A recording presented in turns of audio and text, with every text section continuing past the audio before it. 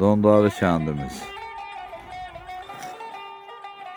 Gözəl şəhidlərimiz, qeyrətli oğullarımız, Allah məqamlarınızı, məkanlarınızı uca edib, bizlər də uca tutmağa çalışırıq. Bacıoğlu, qardaşoğlu,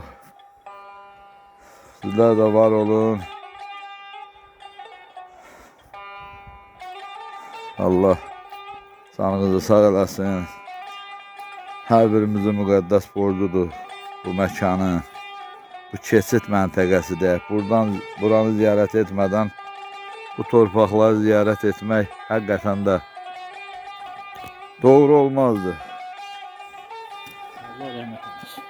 Allah canınızı sağ eləsin, Allah ölənlərinizə rəhmət eləsin, Allah ziyarətinizi qəbul eləsin. Allah rəhmət eylesin.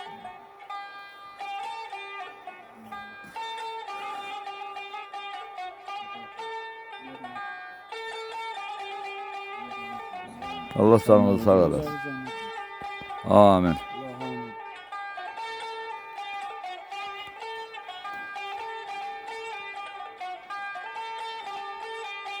Orada dəmirçilər kəndindən olan şəhidlərimiz. Allah məkanların, məqamların uca eləsin. Allah ziyarətinizi qəbul eləsin.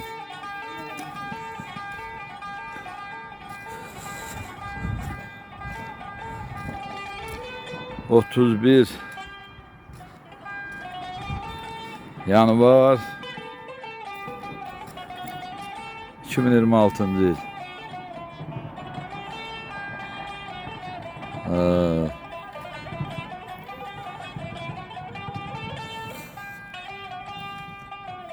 Məqamları, məkanları ucadır, bizlər də uca tutmağa çalışırıq.